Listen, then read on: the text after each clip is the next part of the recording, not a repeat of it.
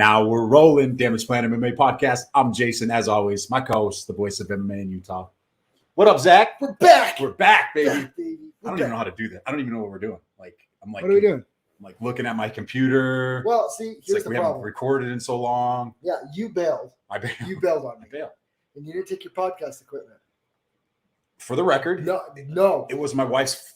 I won't say how old she is. Well, I'll say it because she posted it. It's her 40th birthday. Sure. It's a big number. Yeah. So we had to go celebrate. That's fine.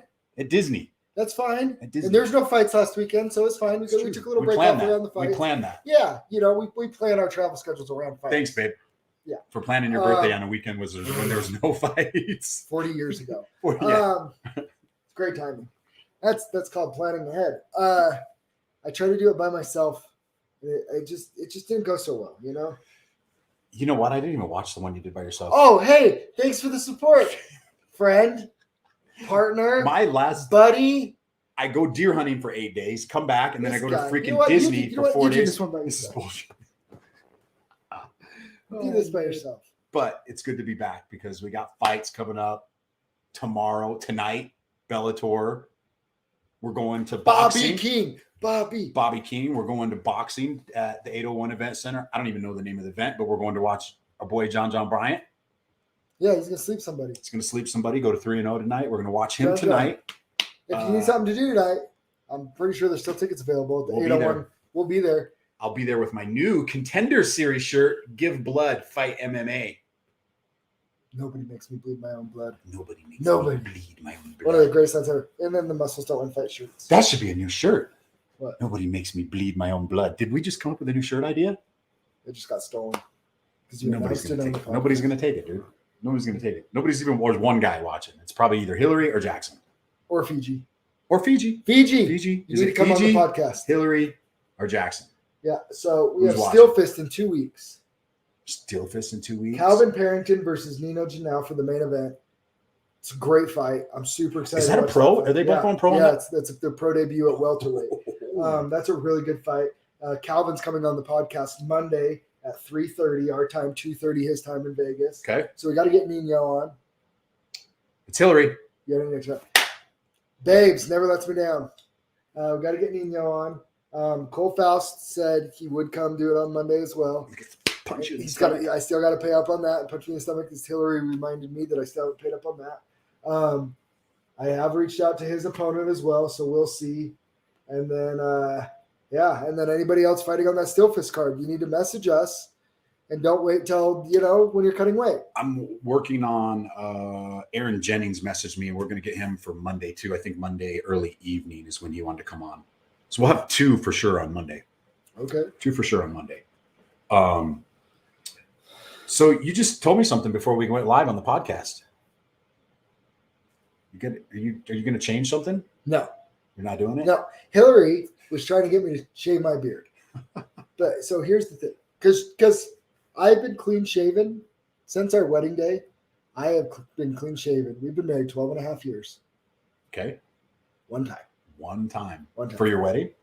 Oh, so it was my wedding, and then we did family pictures, and my mom asked me to be clean shaven. All right. And now it's just like, everybody knows. Just don't even ask, right? Okay. So she was looking at me, and she's like, well, I used to always say I didn't like it because I was fat before, and the goatee covered my double chin, my fat face. But she's like, you're not fat anymore, so you should shave it. And I was just looking at it, and I was just like, no. Now I look like Jason. Yeah. Shaved beard. I'll have no hair up here. I'll just shave my mine. I like to grow mine out just a little. The problem is I don't like anything on my lip here. Yeah, I don't like that. But the Duck Dynasty beard was good. The Duck Dynasty beard was good. You should do that. It's a pain in the butt to take care of, but it was pretty freaking cool. Yeah, man. What else did we miss? Any other news that we missed? Did you see Jeff Neal got arrested? Dude. Like weapons charge? The DWI. Driving on. He's just. That's whatever. He'll be fine. Yeah. He spent Thanksgiving Day in lockup. Yeah. But the weapons charge, that's a little more long term, right? Yeah, I didn't read all the details, but I can't imagine they're going to pull that fight over that. I think they would have already announced it was off if it was. So too. I don't think it's going to be an issue. Dana got COVID. I saw that. He called Joe Rogan. And now people are getting mad because everybody's calling Joe Rogan. Aaron Rodgers. Oh, is that what Dana White. really? Aaron Rodgers called. That's how he did it. And he said he was immunized. Okay. Let me go on my rant here for a second about Disneyland, right? Everybody knows how California is, right? Like they're pretty bad when it comes to wearing the mask and all that stuff. Worst. So Disneyland. How many people do you think said Disneyland one day? 50,000? Yeah. 100,000? 50 something? Packed, right? Tens of thousands. Shoulder to shoulder. Yeah. You have to wear a mask when you're indoors. Yeah. You wear it outside when you can't even move to cross. Yeah, you're shoulder to shoulder. You're bumping into people. They're sneezing on your popcorn. But when you get on the ride, to ride the ride, you have to put the mask on. You have to put the mask on to ride the ride? To ride the ride. What if it's outside? If it's inside. What if it's outside? If it goes inside, you have to put the mask on. Did you do California Adventure too? I did California Adventure too. My favorite ride, Incredibles. Dude, it's good. Me and Hunter, I love Incredibles. When we went last time, me and Hunter, we did Incredibles like 5-6 times. I love Incredibles. The Disneyland rides were okay, but no, California Adventure's like, okay, I like these. And you know what the ride is there? What? Toy Story. Did we do Toy Story? You like shoot the little, like, you shoot the gun. You sit there and it's like the little. Oh, we did that. Yeah, we did do that. Yeah, Sheree kicked my butt. Of course she did. She kicked my butt. I own everybody in that. But I'm the Toy Story champ. She did. She's done it before. She's been to Disney 100 times. Good excuse. You shoot guns. Yeah, but I don't shoot the little pew, pew, pew like that. Come on, Marine. Pa, pa, pa, pa, pa. Yeah. It's all about, it's the hand action. But it was fun. You want to know what the best part was? Is my in-law. Spending time with my wife for her 40th birthday. But my in-laws came, right? And they're. You want to share the in-law story? No. I can't share the in-law story. But they're in their 70s, right? And they love the rides. They're on her mom, my mother-in-law, is on every ride. Like, I have a picture. She's like, has her hands up. Like, what's the one that it's the Guardians of the Galaxy. It used to be the Tower of Terror. She wouldn't ride it. So me and my mother-in-law She wasn't tall enough. Huh? Yeah, she wasn't tall enough. Yeah, so I kicked her back, go to the back of the line. She had to ride the teacup one, the little teacup one. Yeah. The Peter Pan. Oh, I'm going to get cut on cookies The Peter Pan. The Peter Pan ride? No, it was cool. I got to run into a kid that I was in the Marine Corps with. That's cool. Actually ran into another guy I was in Japan with. He was there with his family too. No kidding. Yeah, it's pretty cool. I didn't know. The other one that I really like. Did you guys do the Soarin' the World? Where they put you in the hang glider and then. No. I don't know why we didn't do that one. I love that ride. Yeah. I'll tell you why after. I'm not a big line waiter. Like if the line's like more than an hour, they didn't have them there anymore. They got rid of the fast pass. But her mom was in one of those little wheel carts. Yeah. So they give you time. So if you go there and you go online and her mom's in the cart, they're like, okay, we don't have fast pass, but we'll give you a time. Come back in an hour, and then we go through the handicap section, and we're in 20 minutes. Well, if they don't have fast passes, I'm not going back. Yeah. Sorry, babe. If they don't have fast passes, we're going back. It made it a little difficult. Because we got good at having the fast pass where you're just like hopping right to the fast pass. They didn't do that, and you could only schedule a time for one ride at a time. So if I went to one ride, like the Incredibles, that wasn't one of them. But then they said your scheduled time that I couldn't go get another time for another ride. All in all, it was a good time. It was a great time. A lot of walking. Good. 31,000 steps day one. It's about time you got off your butt. I did. Yeah. It's about time. I ate everything. Did you get one of the big turkey legs? Yes. That's my favorite. I got the turkey leg, and we ate at Black Tap. If you've never eaten at Black Tap, they're in Vegas, I think New York, and Disney. They have these shakes. I got the pumpkin pie shake. Of course you did. Pumpkin pie cheesecake. Yeah. So it's pumpkin shake with a pie, a whole slice of cheesecake sitting on top of it. Covered in. Oh, I mowed it down. I was sick for 6 hours. Good for you. You only live once. Kevin Lee got cut from the UFC. I saw that. You think he should have? I kind of just feel like we said it at lunch. Like, is he just the most unlucky guy? He gets a.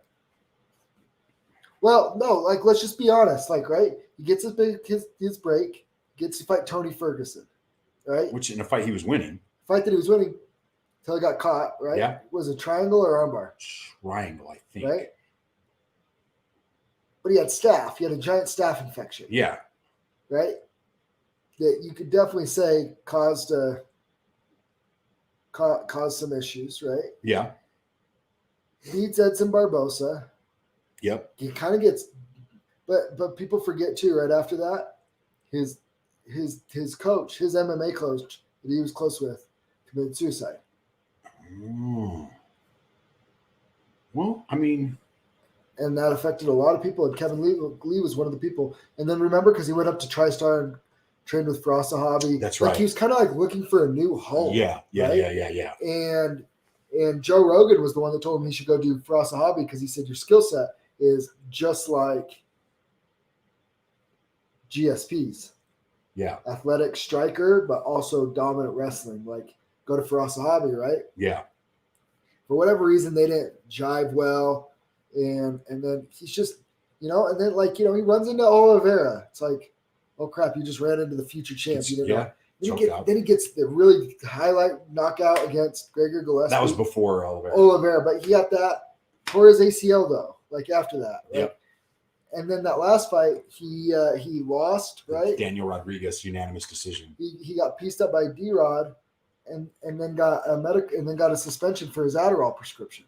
That's crazy. He actually did. I'm looking at his Tapology. He was on the Submission Underground end of October. Yeah. So it's like, I just feel like he's just had between staph infection week of your big interim title fight, you got your coach passing away tragically, torn ACL, and then suspended for an Adderall prescription because he didn't disclose. He forgot to write down his Adderall prescription or something. Isn't there somebody at the top that could be like, okay, it's somebody who is prescribed Adderall. Myself, I take Adderall. Yeah. Right. I've been taking it since I was in junior high school, beginning of high school. Yeah. And I just don't see it as like a big performance enhancer for training and stuff. For the right person, it could be. But if you're actually prescribed it if you're prescribed it, yes, then you need it. That's not going to help you. Yeah. But if you don't need it and you take it, then it amps you up. Then it amps you up, yeah. But so that's why I'm saying there should be somebody at the top that says, okay, you forgot to put it down, but you have a prescription for it. Like, how hard would it be to verify that he has a prescription for it? Well, they said he'd written it down on previous fights. That's how they Would you give a shit if the guy you were fighting was taking Adderall? Whether he was prescribed to it or not, would you care? Not really. Adderall? Like, I wouldn't care. Not really. Like, that's not one. Like, but I'm like, you doing D-ball? Even D-ball. Let them. They're just gas faster. They're just going to gas faster. Don't get hit hard in the first couple minutes. They're going to have a lot of aggro in the first, minute and 30 seconds and then crash. I don't know. I just feel like that's a guy that just I definitely could see him. So what's in that PFL Bellator? I could see him going to Bellator. That's where his brother signed. His little brother signed with Bellator, so I could definitely see him with Bellator. PFL though, I could see him as a ONE FC guy. I could see him going there too. PFL, I think he has options. He's still young. He's okay. He's only 29 years old. And here's the other thing that I feel like is like kind of a bummer, and I'm making a lot of like Kevin Lee excuses, and I'm realizing because sometimes it just is what it is. But he's like the perfect tweener. 155 is rough, yeah, and it's a hard weight cut for him. But he's too small for the big 170ers. Didn't he fight Rodriguez at 170? Yeah, and Rodriguez was way bigger than him. Yeah. Remember, and he said small at the weigh-ins. Remember, he sized him up at the weigh-ins. He goes, "Oh, small." You're like, and then he got pieced up. I don't, Ray Cooper versus Kevin Lee. That would be fun. Ooh, Cooper sleeps him. Cooper's turned into a monster. I wasn't a huge fan. I mean, I've always loved him. I always love watching him because he's so exciting. But I feel like he's gotten some. He's leveled up with that beast. Before he was just kind of he was a coconut head, right? I say it lovingly, Hawaiian coconut head. He was a coconut head. The way I already slurped him enough from his last fight, because it was incredible. But Marcus says, I don't think so. I don't think he has what it takes to be a champion in any one of them. But I think he'll be competitive. Well, I mean, it's really hard because those divisions are getting so deep, and at what weight? At 155 or 170, right? Who's at 170? Lima, and Lima's not even the champ. MVP, Lima, those are fun fights, but they all beat him. Who's 155? It was Pitbull, wasn't it? Pitbull was the 145 and 155 champ. Yeah, I don't think he beats him either. That one actually would be stylistically would be interesting. That 155. Lee I versus agree. Pitbull. Henderson would be interesting. Is Henderson still fighting? Is he retired yet?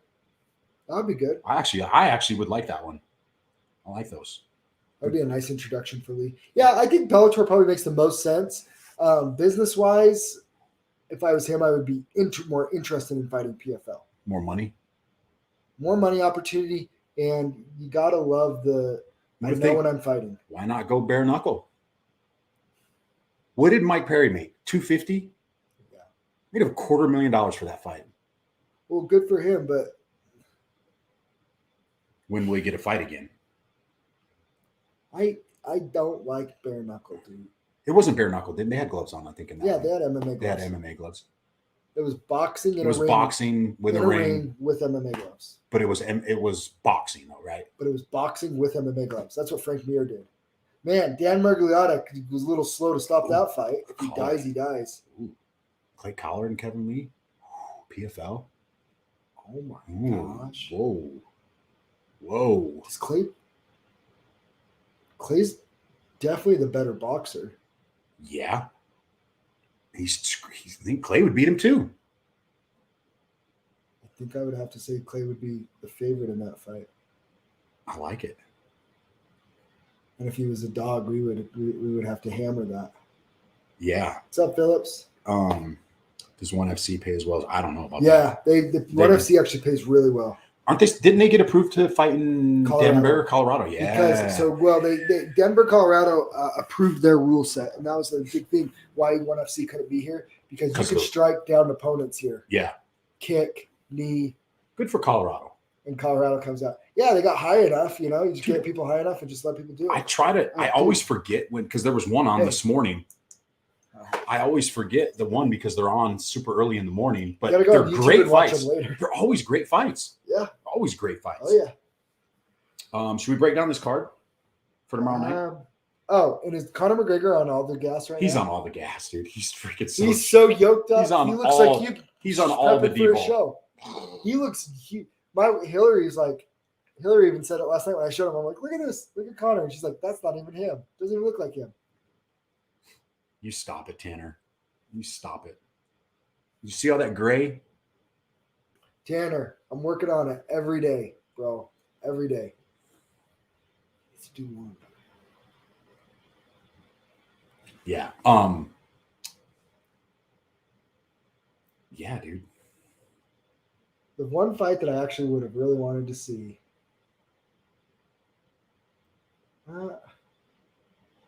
No, never mind. Kevin Lee, you're done. Sorry. You're done. You're done. I was thinking, I'm like, that would have been fun to watch him and Justin Gaethje, but I'm like, I just think Justin just kills him. Marcus just put on there, if he went to one and fought a guy like Eddie Alvarez, that would be interesting. I'd actually like to see that. Yeah. Eddie's a little past his prime for me. Like, dude, that's the other thing. Kevin Lee, how old is he? 29. Yeah, he's just still got a good another 5-6 year run. He's just like coming into his prime right now, though. He needs to get into a gym. Like, he needs to get to a legit gym. Yeah, he needs to find a new team and a new coach that he's comfortable with. I mean, that's hard, dude. I mean, your coach and your first coach, especially, like, it's a unique bond, Like, if something happened to Aldo, it's like, I don't know if I could go to another gym. Yeah, that would be you know what tough. I mean? Yeah. I mean, I'm sure I'd still love to train and like learn from other people, but to be like tied to like, this is my coach. Yeah. That guy was always your coach,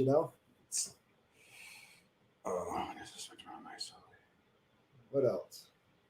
Tomorrow night. Salt Lake tonight. Phillips, tonight there's boxing in Salt Lake tonight. 801 Event Center. Bump time. John Bump Bryant is fighting tonight. Yeah. John's going to get that dub. Fiji. Lee goes to one and gets Sage Northcutted in the first round. Oh, poor Sage. All right, let's break down this card. Let's break it down. Oh, it feels so nice to be doing podcast again. All right, first fight of the night. We got Luis Smoka versus Vince Morales. Smoka 17-7, stands 5'9" with a 68.5-inch reach. Vince Morales 10-5. He stands 5'7" with a 68-inch reach. Looks like Smoka is a slight -140 favorite. Comeback is +120 on Vince Vendetta Morales. Who do you like? Well, personally, I like Vince Morales. He's from Idaho. He's Idaho, right? Yeah. He's like kind of pull for him.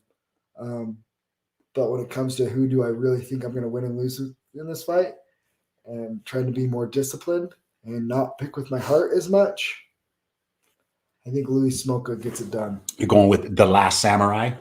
I think he gets it done via decision. There's a few things. One, I think he's fought the tougher guys in the UFC. Yeah. I think he's a little bit more experienced. Vince hasn't had that moment in the UFC yet where you're like, wow. Has he? Am I missing something?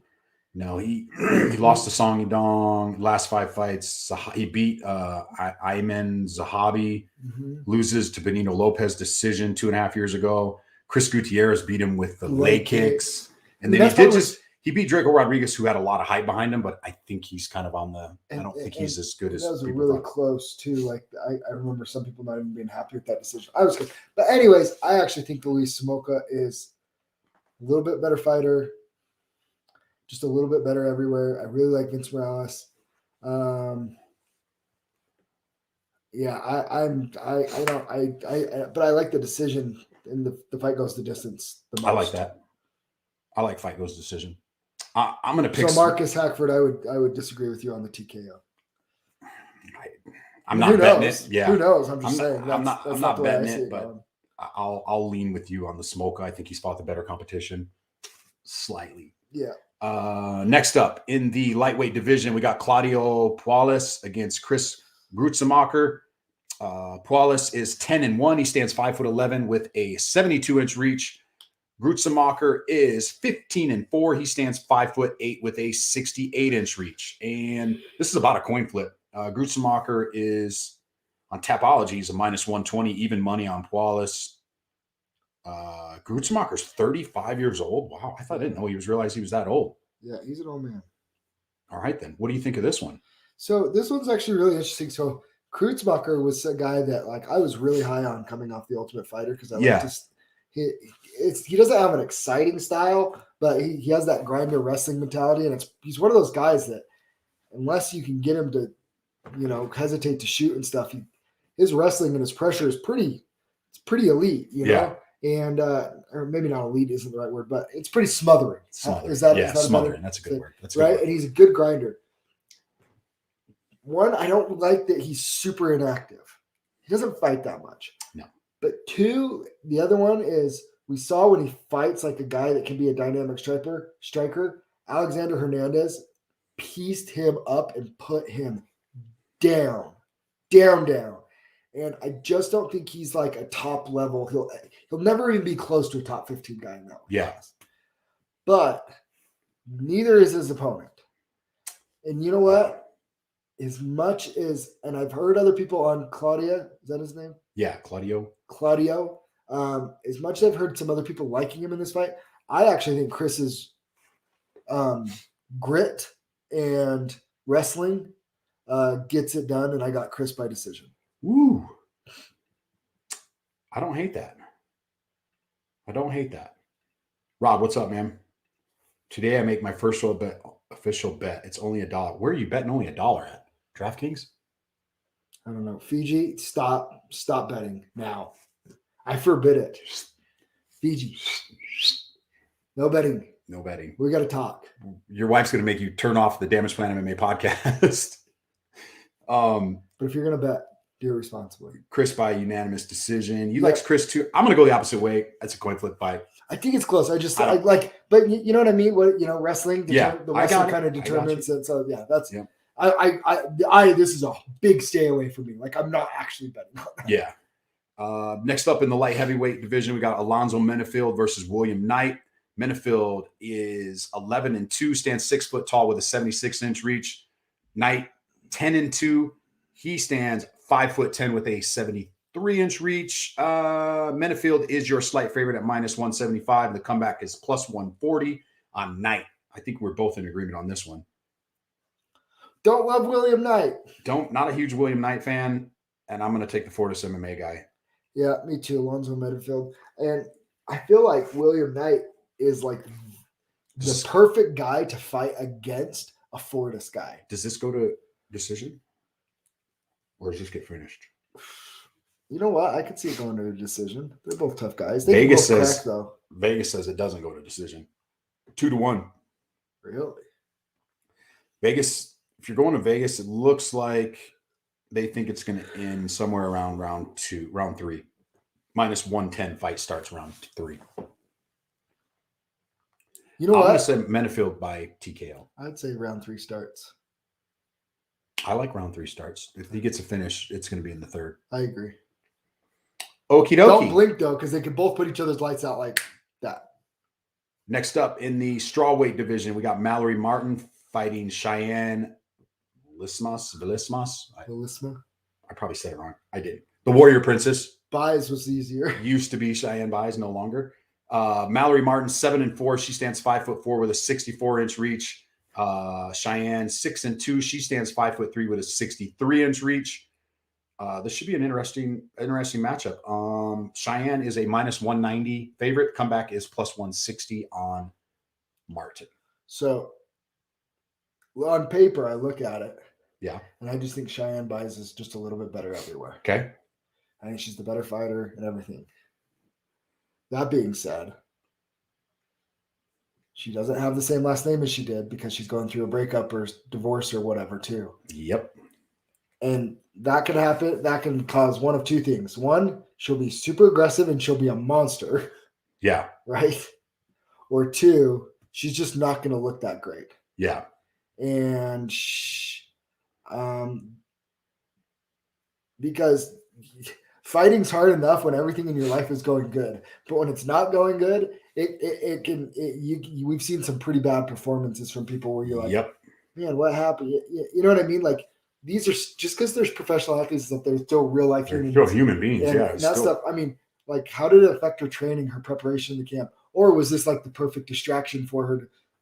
And we don't know. So, if I was to make a pick, I would agree with Marcus, and I would lean towards Cheyenne just based off the last fight. I think she's the better fighter. And I think it's a little bit I think it's a coin flip. Like, I think we're going to see the best version of Cheyenne Buys, or we're going to see one that struggles.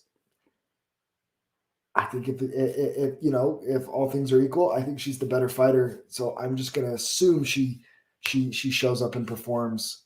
But if she doesn't, I'll definitely understand why. And I would never bet on a fight like this with that many variables. A lot of variables in this one.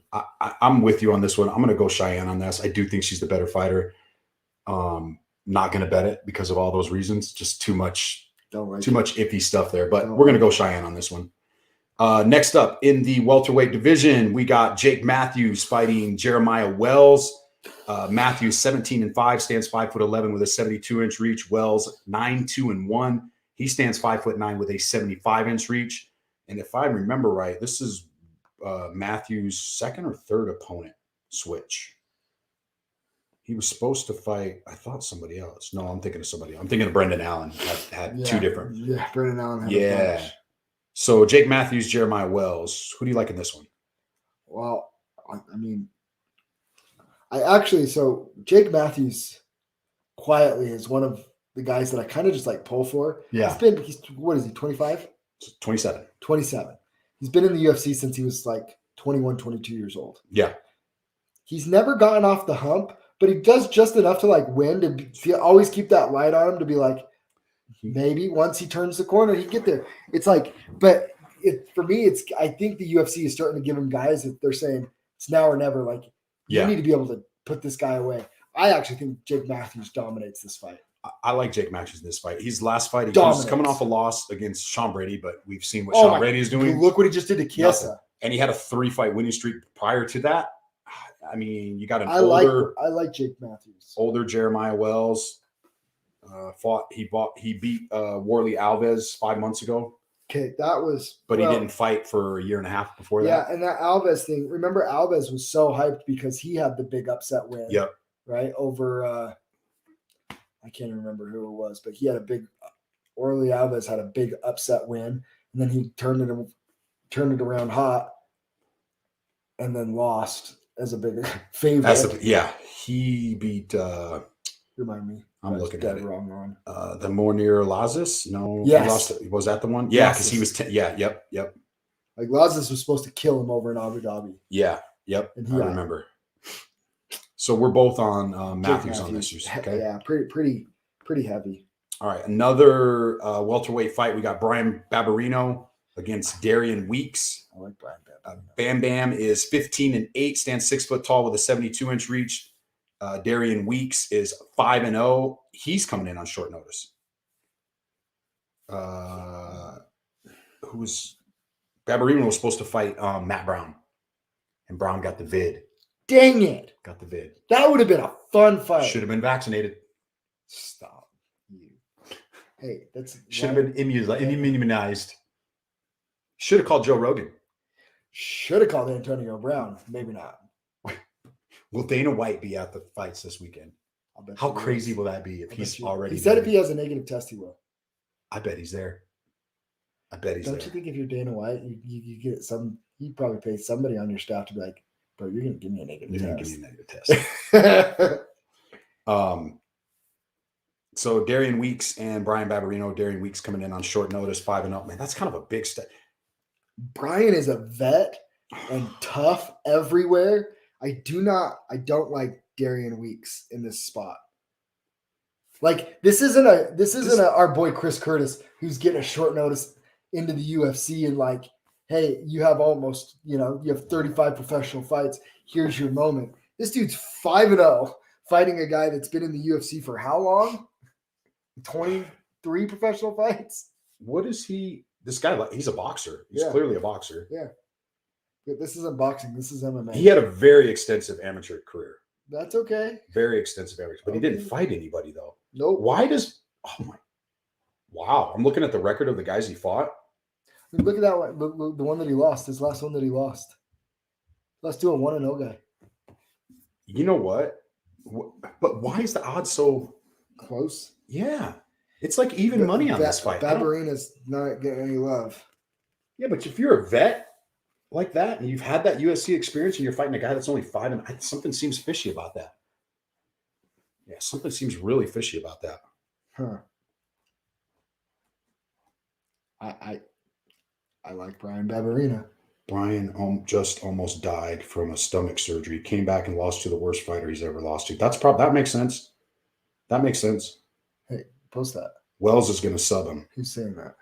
The MMA mosh pit. Cool. Thanks. Wells is going to sub him, huh? Stomach surgery. I like that. Maybe he's onto something. Vegas is clearly onto something because they got him at plus 100. And thanks for that info. I didn't know that. All right. You've got my attention enough to stay away. Definitely. How about that? When you smell something, it's a little fishy. Oh, he's talking about Wells. We're talking about Weeks. Weeks or Wells? Was he talking about Weeks or Wells? Wells is Renzo great. Jake loses by sub. Oh, he's talking about the Jake Matthews. Oh, okay. He's talking about the fight before. Okay. So he likes Wells in that one. Cool. I don't hate it. I'll take Matthews wrestling. What about Barberina and Weeks? I'm going Barberina. Wells is going to sub him. Jeez. Weeks too experienced. All right. We're going Barberina on this one, both of us. Yeah. This is the one that inexperienced, I think, is what he meant. Dude. But can't trust Brian with his health. Yeah, he's got a good point on that. MMA Mosh Pit, your tag, his picture is Khabib doing the kickflip. Khabib Nurmagomedov pro skater. That is the coolest little profile picture. Sorry, I just took it. I'm like, what is that? I'm like, oh, it's freaking Khabib like jumping, like when he's jumping on Dylan Dennis. Yeah. But he's got it set up so he's doing a kickflip. That's freaking awesome. Khabib Nurmagomedov pro skater. So we're both going Barberina on this one. Yeah, but not betting it. I'm not betting. I'm staying far away. Not loving it. This is another one I might stay away from. In the flyweight division, Zahagas Zumagulov against Manel Cape. Zumagulov's 14-5, stands 5'4" with a 66-inch reach. Cape is 16-6. He stands 5'5" with a 68-inch reach. I don't know how Cape's a 2-1 favorite in this one. 3-1. Yeah, he's minus 210. Or did it change? On ours, he's minus 300. What? Look. I mean, I almost want to take Zulas at plus 240 just out of principle. Now, this is another stay away from me, dog. Yeah, Zuma Gulov. I think the fight goes the distance. That's your lock on that one? Fight goes the distance? If I was to bet on it, that's what I would bet on. Fight goes the distance in that one? Yeah. What do we got? Kate by decision. Kate came in from Ryzen, had a lot of hype, took 2 L's. The Pantoja fight, whatever. He's that Pantoja fight.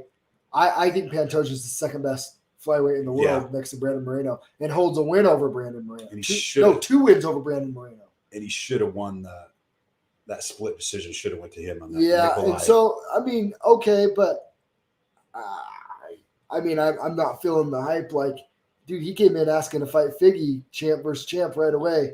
I don't think that would have ended well for him. For that. I'm staying far away. Yeah, UFC best fight odds has got it. Same thing, minus 290, plus 230 is a comeback. I think.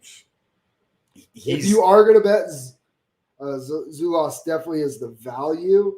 But if you really want like a realistic outcome, I think it goes the distance. Yeah. Yep. He's right on. It's the same thing. Got to go Kate just based on him. I've liked him since Ryzen. He just hasn't done anything in the UFC. Mosh pit. He was losing that Odie Osborne. He was losing low volume striker. He called that there. Can't bet him at that price. I agree on that.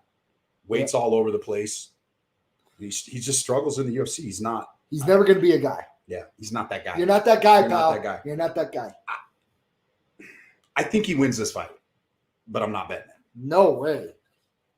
It's nowhere near Draftkings lineup. We're not betting it. I forbid you. I'm not betting that. Forbid you. I mean, I bet on some stupid stuff, but I'm not betting on that one. Next up in the middleweight division, Maki Pitolo against Dusko Todorovic. Okay. Thunder.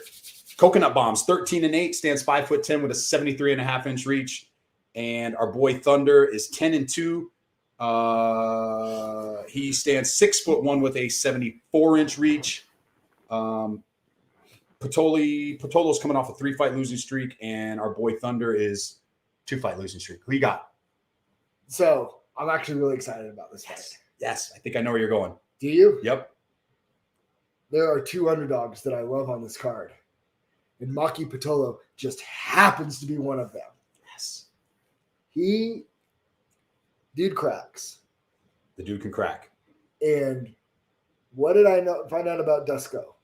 Is he freaking leads with his chin up. And I think Maki, at some point in the late first to second round, finds that chin and puts him Clips to sleep. him. Yeah, that's exactly where I'm going with Marcus. Same thing. I've seen a lot of people on Pitolo on this fight. We got to watch Maki spar a little down at Extreme Couture. We did. And he's getting work in with guys that they do. And I mean, Puna, right? Soriano Puna knocked out Dusko, right? Yes. Yep.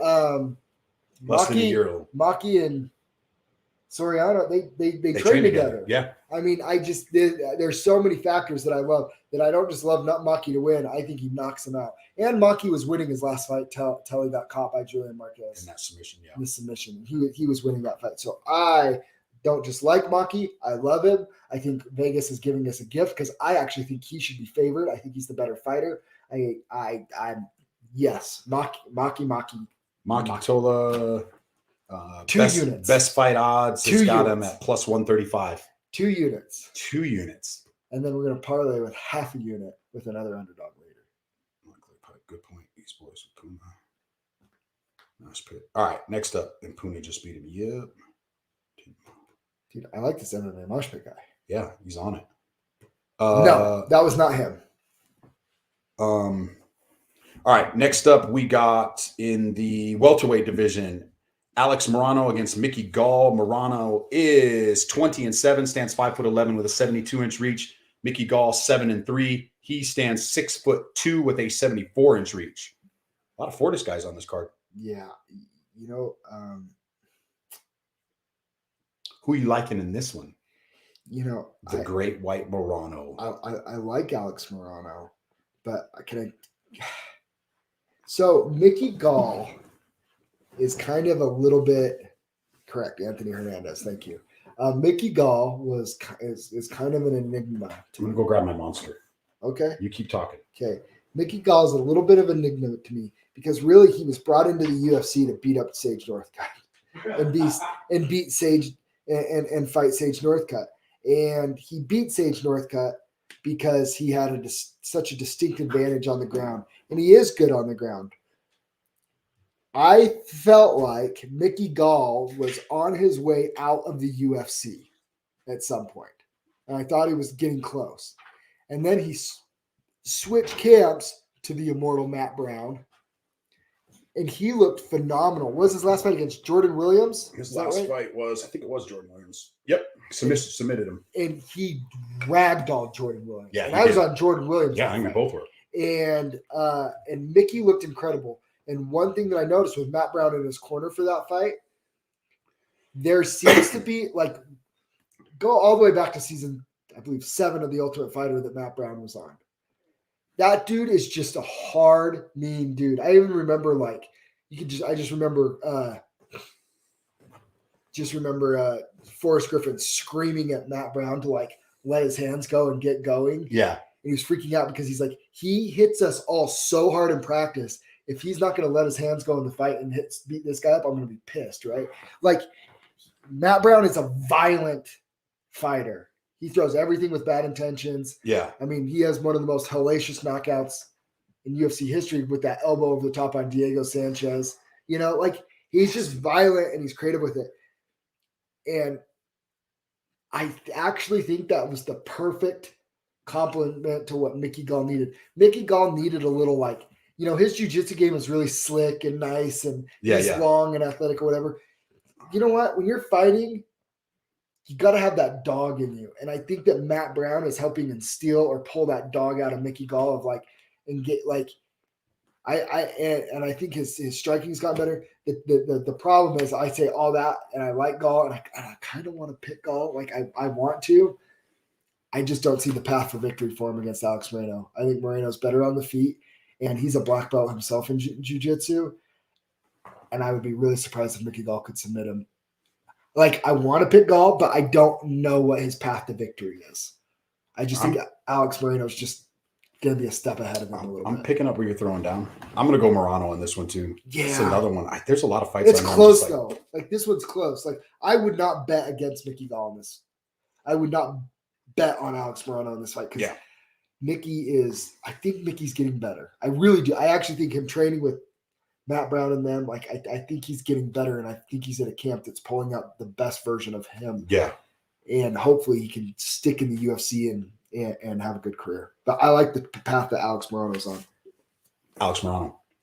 Next up in the middleweight division, we got Brendan Allen against our boy Chris Curtis in the house. All in, Allen 17-4, stands 6'2" with a 75-inch reach. The Action Man, 27-8, stands 5'10" with a 75-inch reach. Vegas is gifting us again. They're gifting us again. So there's two things that I really love about this fight. One, we're getting Chris Curtis at like plus 270. Yeah. Right? See, he does like Mickey. I kind of do. Like, I kind of do. But here's what I thank you, Vegas.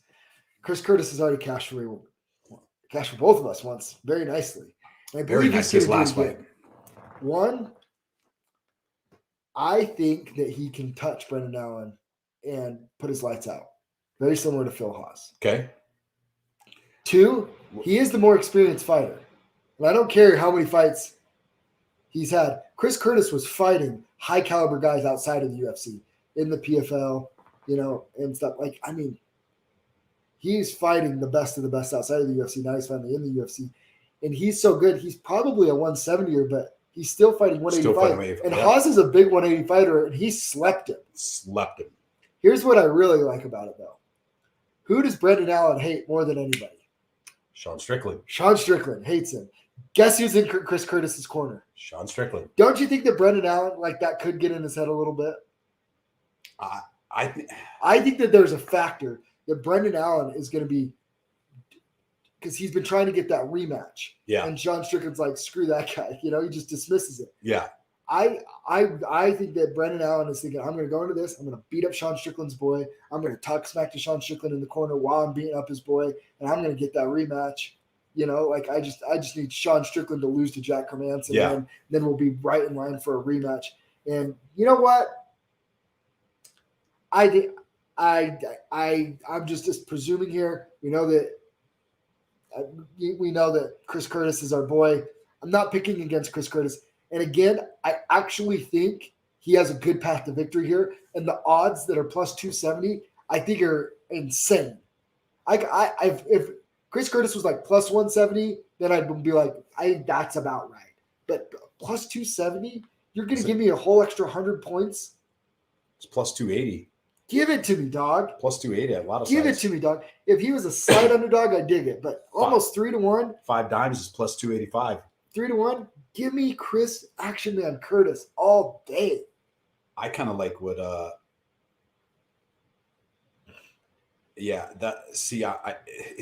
I'm having a hard time because I love Chris and I don't want to bet against Chris. The grappling advantage, and even if Brendan Allen has a grappling advantage, like we know who Chris Curtis is trading with down there. Like it's Brendan. Here's the thing: is most rookies into the UFC, new into the UFC, they haven't been with that level of competition before. That's where the experience comes in.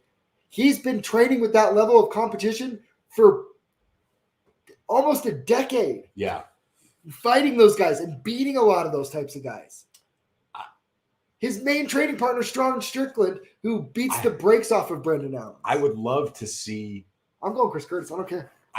I would love to see, like Mosh Pit said, where he sleeps Chris. I don't want him to see him sleep Chris, but see him beat Chris, and then call out Sean Strickland, because Sean's not just going to sit there while he's calling him out, especially if he's cage side. He just signed to fight Jack Hermanson. He ain't shutting up. You know damn well they're not going to keep him quiet. He won't come on the podcast because we invited Sean Strickland on the podcast, and his manager was like, "I don't think so, dude." Yeah, it's crazy. Yeah, and Haas and Allen are boys too. They're training partners down at Sanford. It's crazy.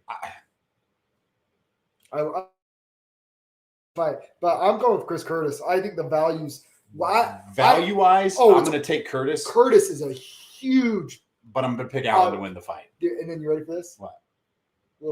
Little sprinkle on the little Chris Curtis Maki Patola Extreme Couture Couture parlay. The Extreme Couture parlay. What is Chris Curtis by KO? Now you're talking plus 450. Now you're talking my language. Plus 450.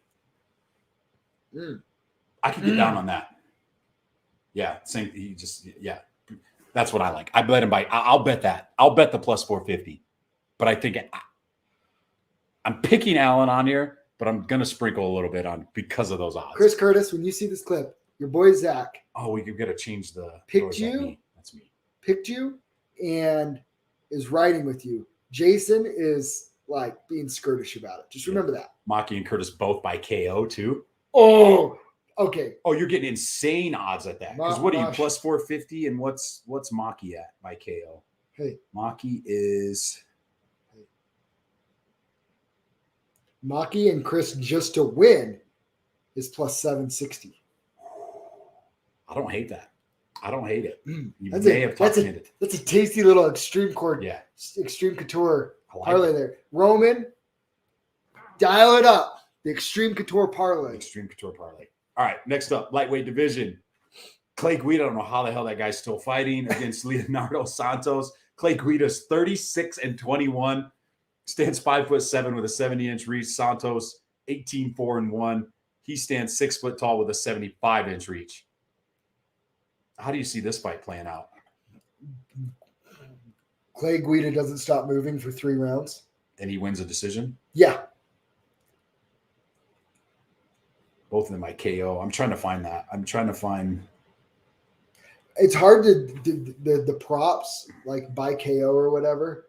Most books won't let you do that. You have to be in a state that allows DraftKings or FanDuel betting to get parlayed props like that. If you could find it in Vegas, there's only 2 spots that have Patoli by KO. Plus 800. FanDuel and REF has it at plus 900. And then you get plus 450. So you're probably getting like plus 25. Yeah, you got to be up there. 2,500. Yeah, around there. Yeah, that's some nice juice. Some nice juice. I don't think we can get it though. We can't get it, but dude, you could sprinkle a little on the plus 760. So who do you like in Clay Guida and Santos? I'm leaning Guida. We got the 39-year-old versus the 41-year-old. Jeez, Santos might be a little bit better, but it's like he also is not very active ever. He's got some serious skills, but it's just like he's never maximized his potential because he doesn't fight enough. And I like that Guida's just always active and he's always in the gym and he's always fighting and he never stops bouncing. Even after 3 rounds or 5 rounds, he's still just he's just nuts, man. I love him.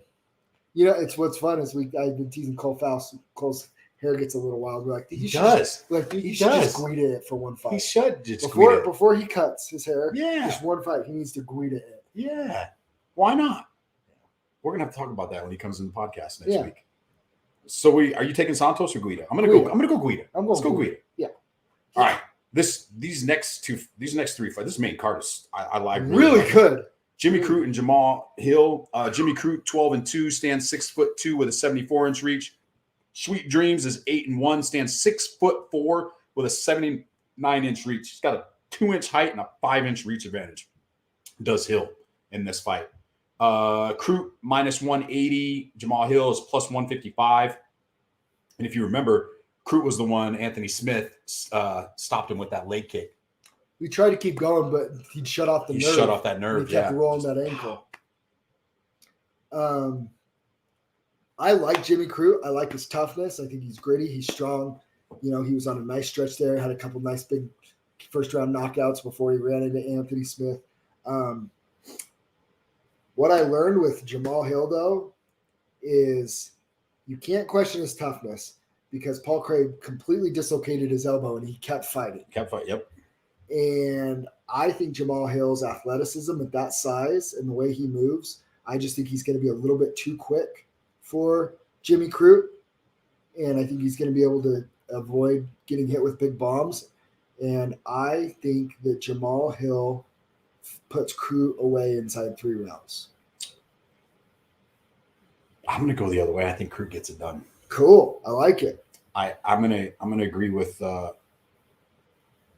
our boys, both Mosh Pit and Marcus, both like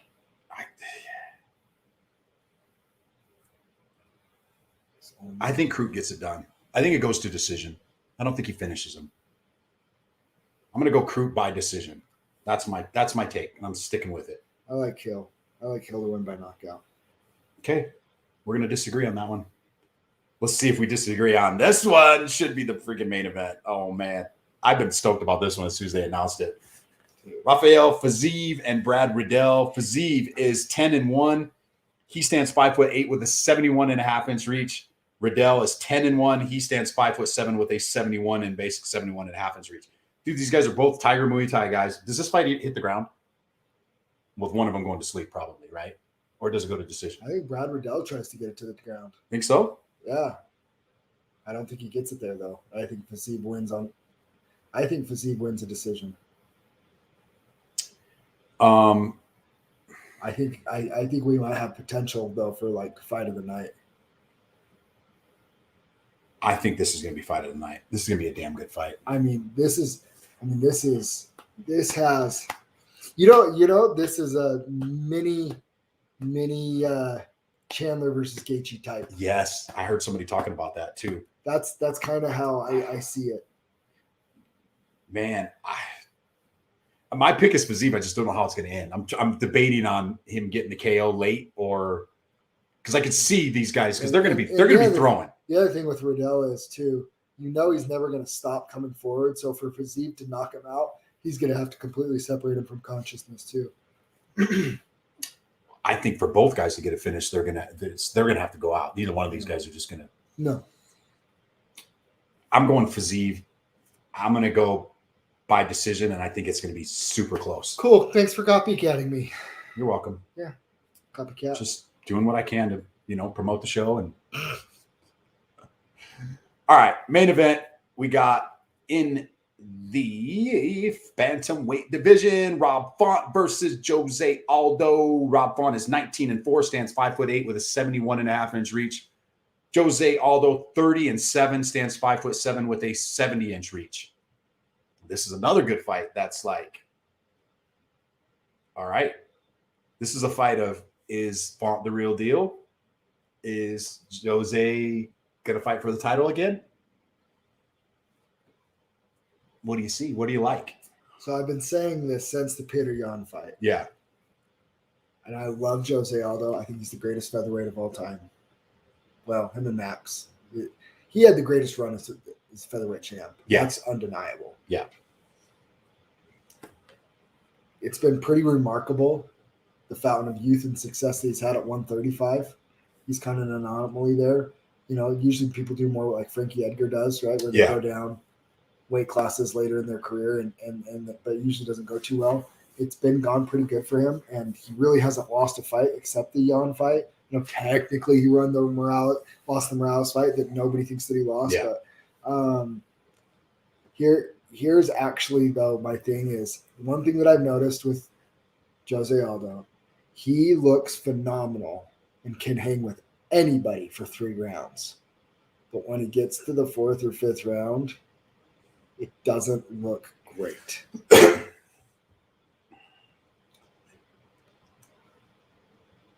I'm going with Rob Font. Decision? By decision. Mm. And I got this like yucky feeling in my stomach when I say that. So let me hold off on that. Who do you think's gonna win? Aldo looked freaking amazing his last fight. He was fast. Like, that's the fastest I've been. His stand-up looked phenomenal in that last fight. He was doing stuff that I haven't seen him do in I don't know how long. Font looked great against Kobe Garbrandt. He was working behind his jab. Isn't Font the one? Doesn't he keep his guard kind of high too? Does he fight because he's long? I just think Aldo eats him up. I think he eats him up. I think Aldo wins close decision. You're going to take Font. I'm going to take Aldo. Hold on. By decision. And get this.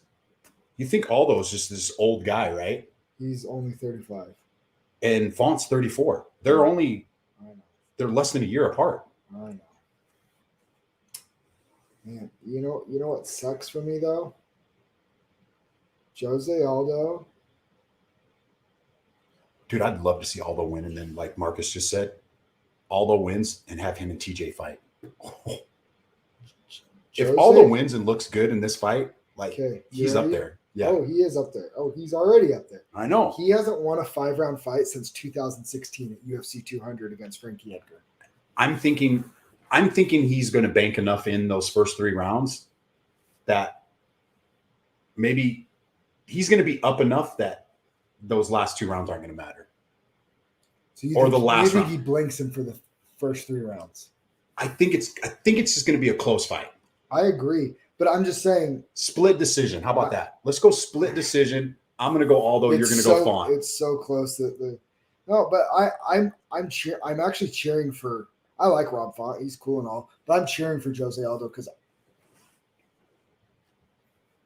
Well, I guess I can't say that. He walks out to my daughter's favorite walkout song. No offense, I don't care. It's her favorite song. She loves it. So I love Jose Aldo, and I want him to get to the top again.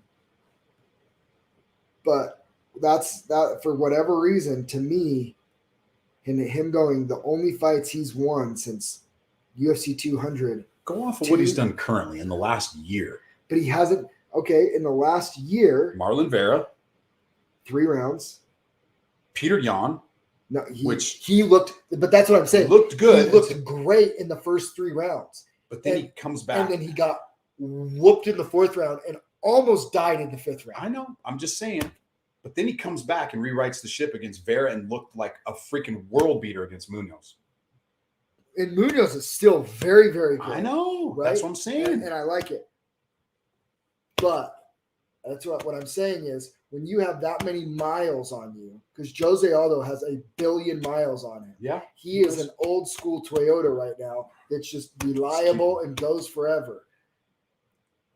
I do not know if he's a 5-round fighter anymore. I don't know if he has so many miles on him. I don't know if the pace that he fought the Vera and Munoz fight was incredible. I don't know if he can do that anymore for 5 rounds. And he hasn't shown us that he can, the way he faded. And I get that it's This is Rob Font's first 5-round fight, too. No, It's sir. his first main event. No, sir. 5-round? Who did No, he sir. fight? Cody Garbrandt. He pieced him up for 5 rounds. Was it 5 rounds? Yes, sir. I thought this. Oh, yeah, it was. You're right.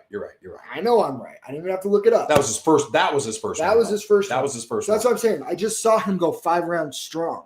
I have not seen Jose Aldo go 5 rounds strong since he did it against Frankie Edgar. I don't think he's going to need to though, because I think he wins and 3-2. Okay, and I'm trying to be fair about it too, right? His 5-round fights though were against Max Holloway and Peter Yan, so it's like, and Rob Font is no Max and he's no Peter Yan, but he is a boxer. Max, really good boxing. Yan, great boxing. It's like I just feel like stylistically, this is a winnable fight for Font. And if Font doesn't win this fight at 34 years old, sorry, dude, you're probably just not going to get to the top. Oh, yeah, for sure. Right? For sure. This is kind of like a title eliminator fight. Like, this is kind of like do or die for both of them. Yeah. And I think Jose Aldo's been there, and I think Rob Font not having it, I got to give the slight extra. Eating salad with water just for 3 minutes to go 5 hard rounds. I know. He needs to eat. Bad match. He thinks it's a bad matchup. I just... That's what I'm saying. Rob Font, this is a good matchup for Rob. Like, stylistically, this is a good matchup for Rob. I'm just going off of what he did his last fight and how good he looked. The other thing with Rob, too, is he didn't just beat Cody. He beat the brakes off Cody. See, I think Cody's kind of on the... Well, so do I, but I'm just saying, like, he did what he was supposed to do. He did. No, if he you're did. going to be an elite You're guy, right. he did what he was supposed to do. He beat the brakes off that boy for 5 rounds. I think it's a super close fight. I agree. I'm going to pick Aldo, but I think it's razor freaking thin. I think it's Aldo is up 2-1 going into the 4th, and I think Rob Font wins 4 and 5. That's what I think. So you think 3-2? Yep. And I think 3-2 Aldo. Cool. All right. I don't hate it. I don't hate it. I really don't. So naturally, it's going to be a draw.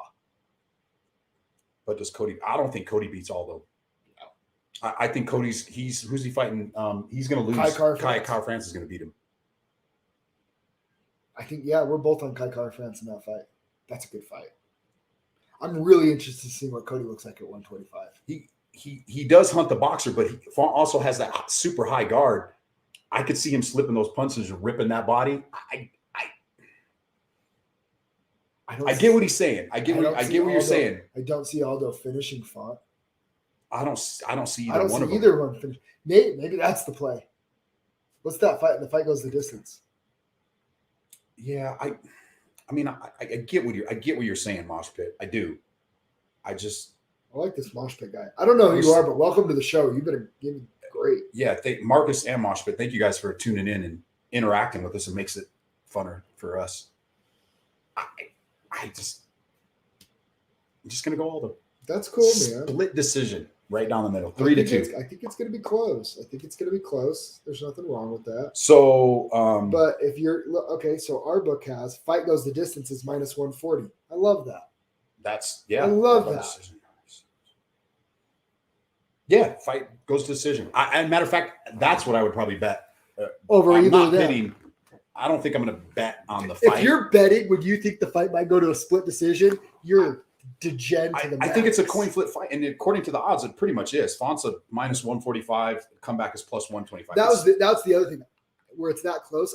If I liked, I would pick Aldo where the odds are close, right? Take the underdog in a close fight, but it's like, but in my heart of heart, I think fight goes decision. All right, give us your DraftKings lineup. Oh, DraftKings. I like my DraftKings lineup. If anybody else wants to play Zack on DraftKings, you want to play against me? Play against DraftKings. Message me. I'll take your money. Well, as we all know, gotta get a couple underdogs. We know what my underdogs are for this card. Let's get it. Chris Curtis is only $6,600. Maki Patola only $7,600.